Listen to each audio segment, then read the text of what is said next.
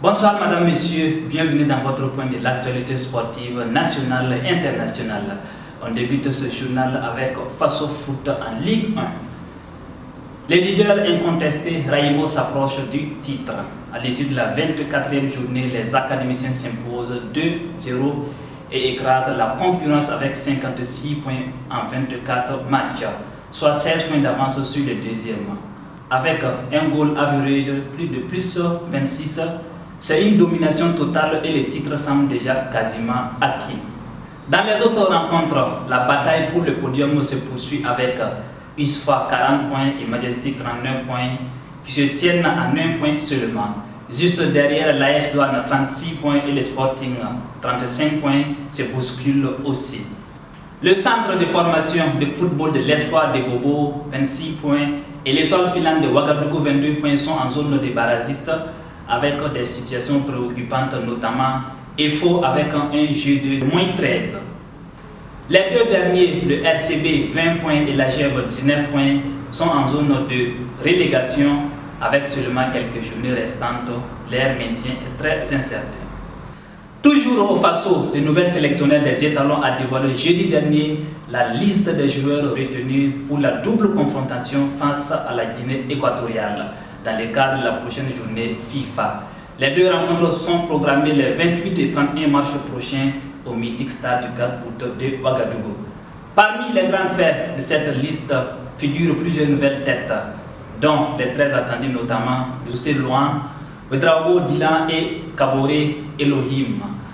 Des profils qui suscitent curiosité et enthousiasme auprès des supporters des étalons. En conférence de presse, le technicien franco-comorien Amir Abdou s'est longuement exprimé sur ses choix, justifiant aussi bien les sélections que les absences, dans une communication transparente et assumée, appréciant la qualité de son nouveau groupe.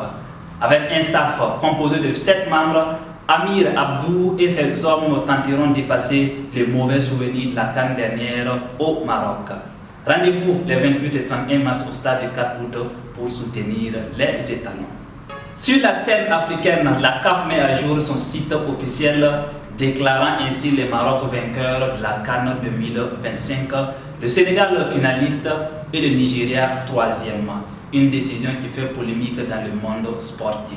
Toujours en Afrique, on connaît désormais les 4 équipes en lice pour les demi-finales de la Ligue des champions africaine. Le 10 avril prochain, les Marocains de l'AS FAR défieront leurs voisins de SCB de Berkane. Dans l'autre rencontre, l'Espérance de Tunis affrontera les Sud-Africains du Sundowns.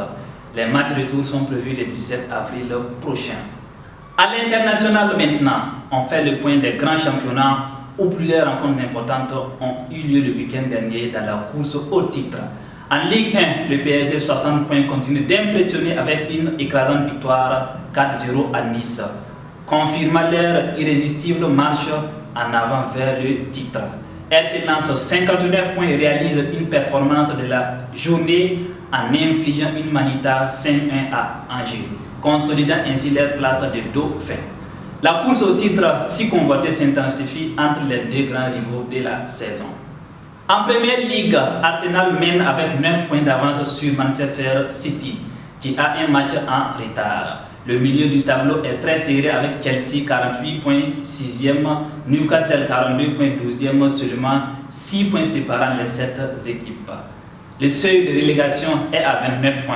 Wolves 17 points et Burnley 20 points semblent condamnés, tandis que West Ham 29 points est encore en danger réel.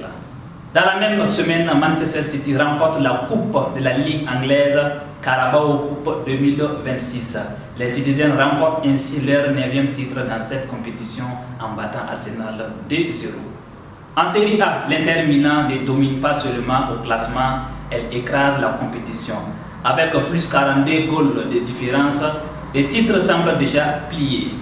Como 4e avec 57 points est la grande surprise de la saison italienne, loin devant la Juventus 5e.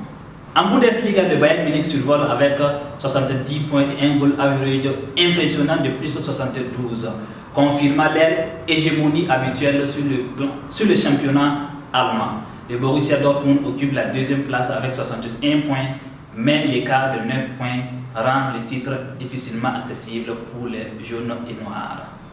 En Espagne, le roi est à Barcelone. À 9 journées de la fin, les Catalans se contentent du minimum en battant le Rayo Vallecano 1-0 en sécurisant leurs 4 points d'avance sur l'enfant prodige de la capitale, le Real Madrid. Plus tard dans la soirée du dimanche dans la capitale, les deux voisins se sont affrontés dans une ambiance électrique au Bernabéu. Les Merengues s'en sortent vivants sur le score de 3-2. Aussi, le Barça est la première équipe qualifiée pour les phases de groupe de la prochaine Ligue des Champions 2026-2027. À 9 journées de la fin, les Blaugrana termineront dans le top 4 même s'ils perdent tous les 9 matchs restants. Voilà le point de l'actualité sportive nationale et internationale. N'hésitez pas à visiter nos réseaux sociaux Facebook, TikTok, YouTube. On se donne rendez-vous à bientôt pour une nouvelle édition.